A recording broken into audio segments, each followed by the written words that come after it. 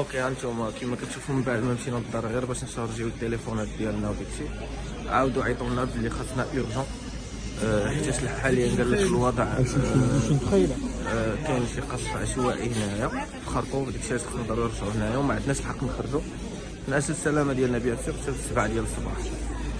هذا كتشوفوا الناس هنا جايبين حوايجهم حتى حنا جبنا حوايجنا، غنشوفوا كيفاش نديرو نلقاو شي بلاصه فين نوصلوا. هذا ما كان وحتى في كييف الصراحه تقريبا بقى لهم غير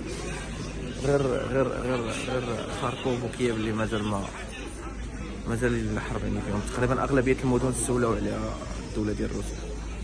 فوالا شوفوا ثاني هنا الاجواء، الدراري صغار، اباء، امهات، اجانب، كلشي هنا مفرش، كلشي ناس كيتسناو يعني حتى 7 الصباح من بعد الاعلان ديال الحكومه كما قلت لكم، حتى 7 الصباح